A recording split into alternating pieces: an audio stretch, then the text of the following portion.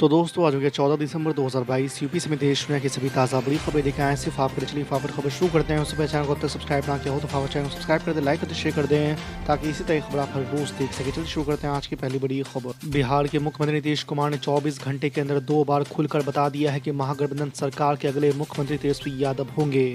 पहले सोमवार को बिहार शरीफ नीतीश कुमार ने कहा है कि बहुत काम कर लिया है और अब आगे तेजस्वी यादव काम करेंगे। फिर मंगलवार को पटना में महागठबंधन दलों के विधायकों की मीटिंग में कहा है कि 2025 का विधानसभा चुनाव तेजस्वी के नेतृत्व में लड़ा जाएगा।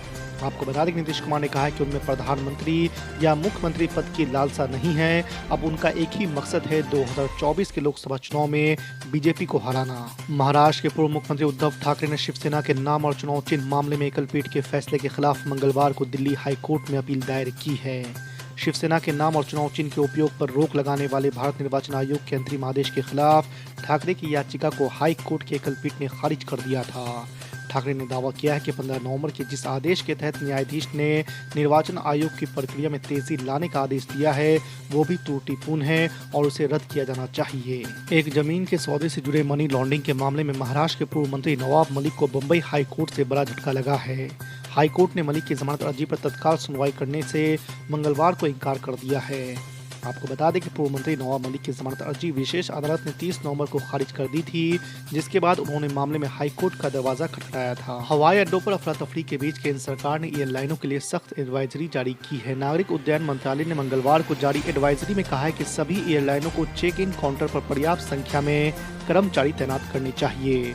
आपको बता दें कि दिल्ली हवाई अड्डे पर जारी अव्यवस्था और लंबी कतारों के बीच भीड़ भाड़ को दूर करने में मदद करने के लिए ये एडवाइजरी जारी की गई है। अरुणाचल प्रदेश के तवांग सेक्टर में चीन की ताज़ा घुसपैठ को लेकर कांग्रेस पार्टी ने केंद्र की मोदी सरकार से तीखे सवाल पूछे हैं। कांग्रेस अध्यक्ष मल्लिकार्जुन खड़गे ने मंगलवार को आरोप लगाया कि चीन के अतिक्रमण से भारत की सुरक्षा और क्षेत्रीय अखंडता को खुलेआम चुनौती दी जा रही है और केंद्र सरकार मुख्य दर्शक बनी हुई है। मल्लिकार्जुन खड़गे ने भारत और चीन के सैनिकों के बीच झड़प के मुद्दे पर राज्यसभा में चर्चा कराने की भी मांग की है।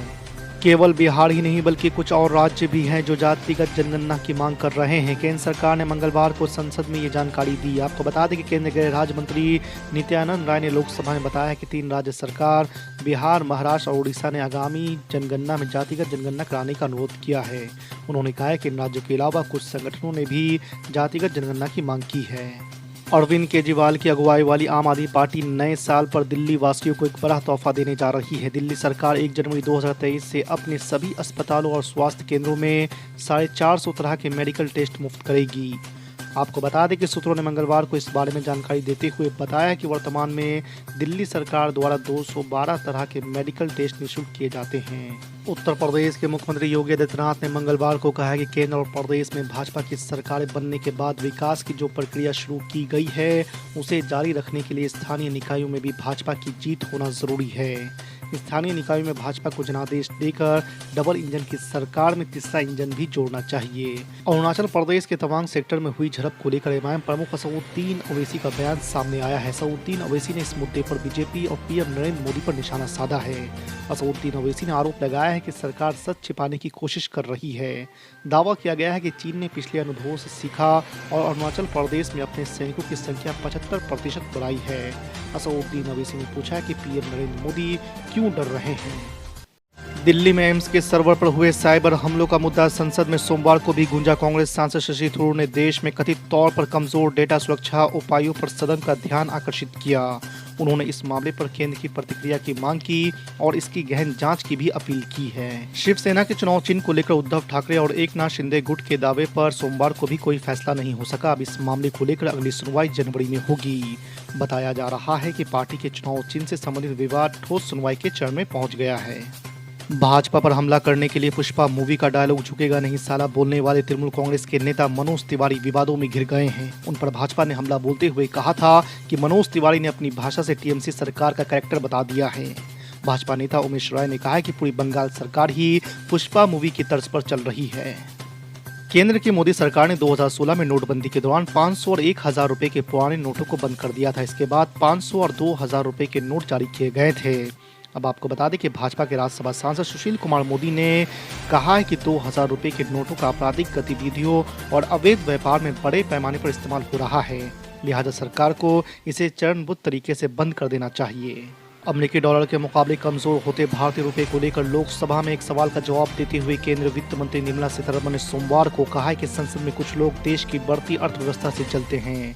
वित्त मंत्री ने सोमवार को लोकसभा में कुछ विपक्षी सदस्यों को आड़े हाथ लेते हुए कहा है कि जब देश की अर्थव्यवस्था बढ़ रही है तो उस पर जलन नहीं करना चाहिए और मजाक नहीं बनाना चाहिए बल्कि गर्व करना चाहिए।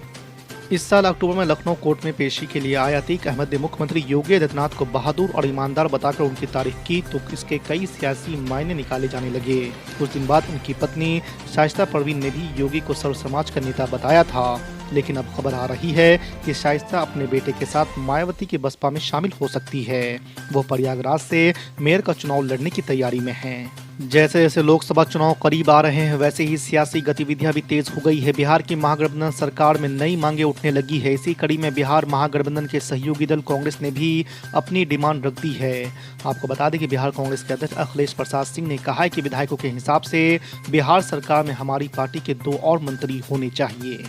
सुप्रीम कोर्ट ने दिल्ली के उप मुख्यमंत्री मनीष सिसोदिया की एक याचिका पर सुनवाई करते हुए सोमवार को कहा है कि यदि आप सार्वजनिक बहस को इस स्तर तक गिरा देंगे तो आपको अंजाम भुगतने होंगे। आपको बता दें कि मनीष सिसोदिया ने गुवाहाटी हाई कोर्ट के उस आदेश को चुनौती दी थी जिसमें असम के मुख्यमंत्री हेमंत बिस्वा शर्मा द्वारा उनके खिलाफ दायर किए गए एक आपराधिक मानहानि मामले को रद्द करने का अनुरोध करने वाली उनकी याचिका खारिज कर दी गई थी। गुजरात विधानसभा चुनाव के बाद आम आदमी पार्टी और असदुद्दीन ओवैसी की अगुवाई वाली एमआईएम अगले साल मध्य प्रदेश में होने वाले विधानसभा चुनाव पर अपना ध्यान केंद्रित कर रही है। हालांकि आपको गुजरात विधानसभा चुनाव में सिर्फ 5 सीटों पर जीत मिली, जबकि एमआईएम का गुजरात में खाता भी नहीं खुल पाया। ऐसे में दोनों दलों का फोकस मध्य प्रदेश विधानसभा चुनाव में है। वहीं प्रदेश कांग्रेस अध्यक्ष और पूर्व मुख्यमंत्री कमलनाथ ने कहा है कि आम आदमी पार्टी और ओवैसी की पार्टी मध्य प्रदेश में हमारे लिए कोई फैक्टर नहीं है। बिहार प्रदेश कांग्रेस कमेटी के नए अध्यक्ष अखिलेश प्रसाद सिंह ने कांग्रेस को उचित सम्मान दिए जाने की बात कही है। सिंह ने कहा है कि केंद्र में भाजपा के नेतृत्व वाली सरकार को हराने के लिए महागठबंधन के सहयोगियों से कांग्रेस को उचित महत्व मिलना चाहिए। आपको बता दें कि रविवार को पटना में पार्टी नेताओं और कार्यकर्ताओं ने अखिलेश सिंह का जोरदार स्वागत किया। राज्यसभा सदस्य राज्य पार्टी प्रमुख बनने के बाद पहली बार पटना पहुंचे थे। गोखले की गिरफ्तारी पर टीएमसी लामबंद आरपीए एक्ट को लेकर जाएगी चुनाव आयोग। जी आपको बता दें कि तृणमूल कांग्रेस का 5 सदस्यीय एक संसदीय प्रतिनिधिमंडल पार्टी प्रवक्ता साकेत गोखले की गिरफ्तारी के सिलसिले में जनप्रतिनिधित्व अधिनियम के कथित उल्लंघन का मुद्दा उठाने के लिए सोमवार को निर्वाचन आयोग जाएगी। हिमाचल प्रदेश के वरिष्ठ नेता सुखविंदर सिंह सुक्खू ने रविवार को हिमाचल प्रदेश के 15वें मुख्यमंत्री की शपथ ली। राज्यपाल राजेंद्र विश्वनाथ ने उन्हें पद एवं गोपनीयता की शपथ दिलाई। ये ऐतिहासिक क्षण सुक्खू के लिए बेहद खास एवं यादगार बन गए क्योंकि उन्होंने अपनी मां संसार देवी के सामने प्रदेश के सीएम पद की शपथ ली। इस दौरान उनकी बुजुर्ग मां भावुक नजर आई। शिवसेना के उद्धव ठाकरे गुट ने रविवार को प्रधानमंत्री नरेंद्र मोदी की शॉर्टकट राजनीति के संबंधित टिप्पणी की आलोचना की है। साथ ही ठाकरे गुट ने एकनाथ शिंदे के नेतृत्व वाली खेमे के साथ मिलकर भाजपा की ओर से सरकार बनाए जाने के तरीके पर सवाल उठाए।